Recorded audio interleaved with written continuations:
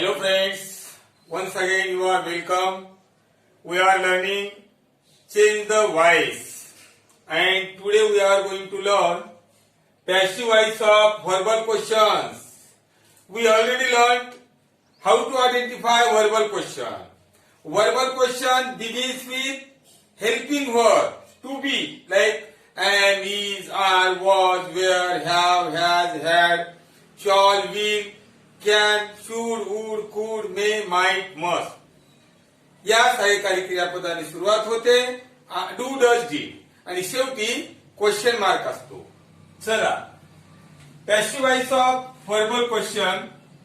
Example 1. Do you speak English? Do you speak English? Simple sentence आहे. आपण construction समजून घेत आहोत. तर या ठिकाणी do you speak English as per our assertive rule. First of all we have to identify the tense of given sentence. What is the tense of given sentence? Does tells us it is simple present tense. Then you subject, speak verb and English object. But friends, in voice WH remains WH or verbal remains verbal. WH च किंवा verbal च voice केल्याच्या नंतर त्याचा form बदलत नाही.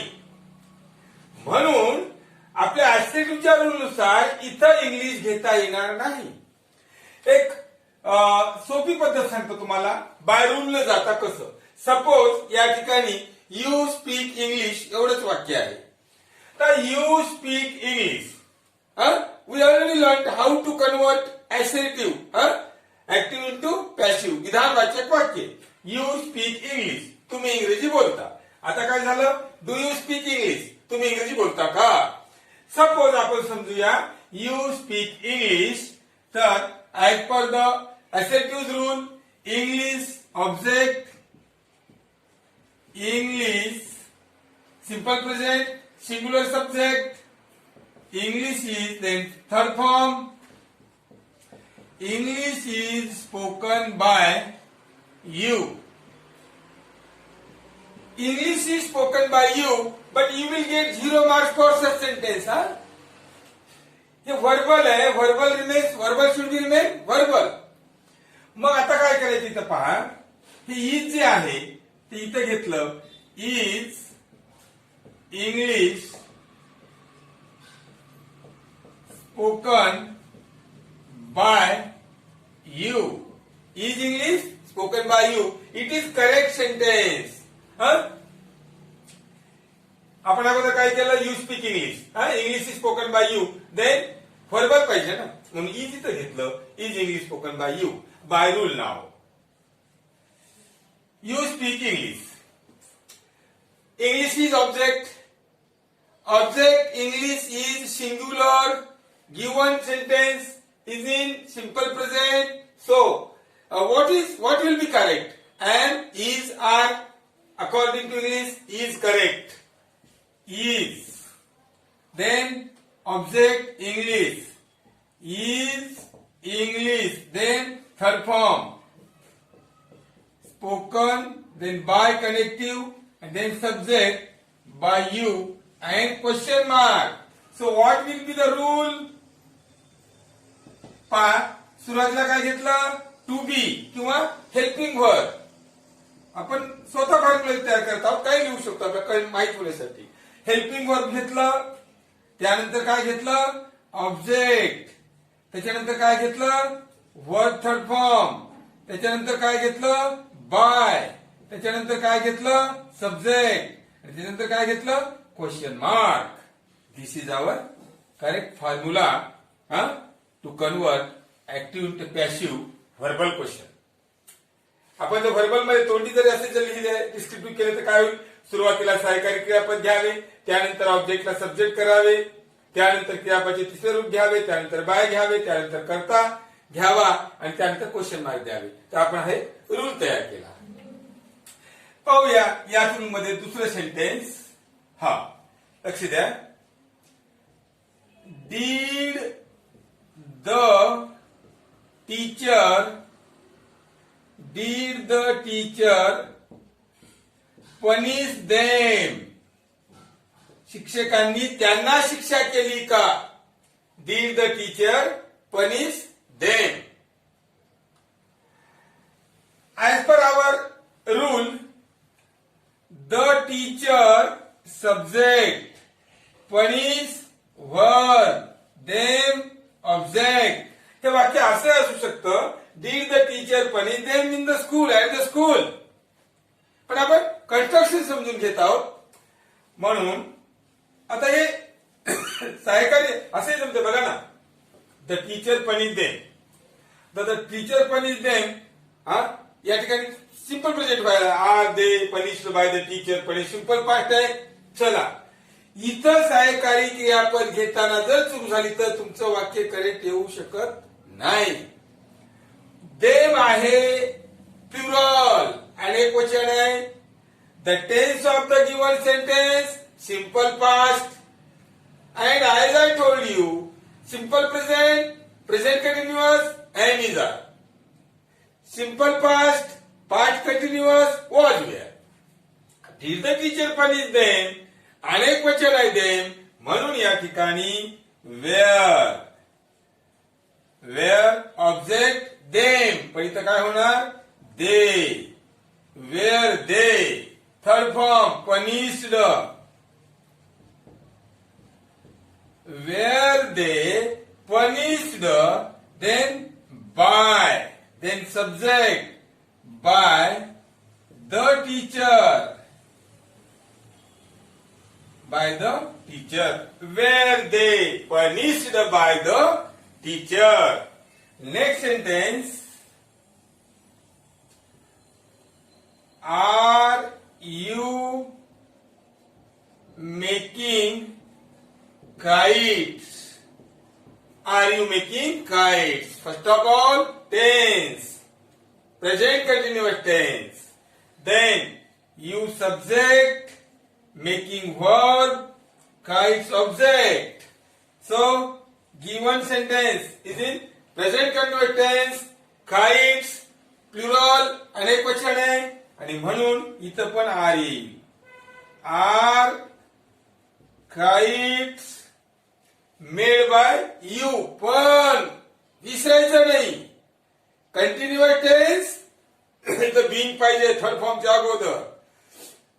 Perfect tense being पाहिजे. Shall will can सारखे सहाय्यकारी क्रियापद असतील तर बी पाहिजे. म्हणून आर काइट्स बीइंग. तर तुम्ही म्हणाल हे फॉर्म्युलामध्ये कुठे आहे? मग प्रत्येकाचा करावा लागेल आपल्याला. सिंपल पार्टचा वेगळा, कंटिन्युअसचा वेगळा, परफेक्टचा वेगळा. तर असं होईल. म्हणून हा एक मॉडेल आहे. Are kites being made by them. Are kites being made by them. या वाक्याची रचना लक्षात घ्या. Suppose you are able to solve such types of the sentences, we will be solve all types of the textual sentences also. कितीही मोठं वाक्य असू द्या तुम्हाला ते वाक्य सोडवता येईल. पण या अगोदर सुरुवात कळाली पाहिजे. चला तर next sentence. Can you manage that. Can you manage that.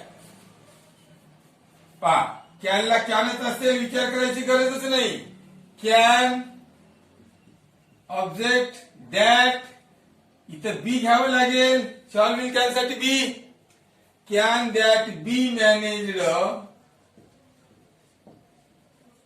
Bye you. Can that be managed by you. Next, have you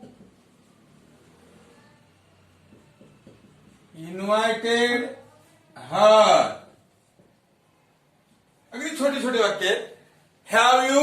invited her.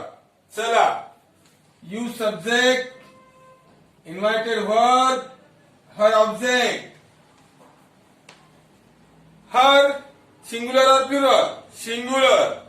The tense of the given sentence present present perfect tense. म्हणून हरचं काय होईल? C. म्हणून has C. Perfect tense साठी तर been पाहिजे. Has she been invited by you. Has she been invited by you? Next.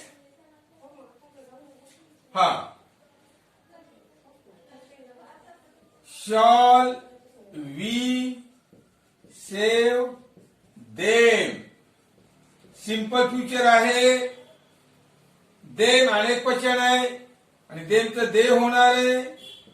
Will they B saved by us? Will they be saved by us? असे अनेक प्रकारचे वाक्य पाहता येते. फक्त इंट्रोडक्शन आहे तुम्हाला समजण्यासाठी. आपण आपल्या टेक्स्च्युअल सेंटेन्स सुद्धा पूर्ण घेणार आहोत. वाईस संपलेलं नाही. आज आता तिसरं वाक्य होत आलेलं आहे. ऍसर्टिव्ह सेंटेन्स झालेलं आहे. त्यानंतर डब्ल्यूएस झालेलं आहे. त्यानंतर आज व्हर्बल पाहत आहोत. याच्या पुढे इम्पेरेटिव्ह आहे आणि इम्पेरेटिव्ह झाल्याच्या नंतरही वाईस संपत नाही.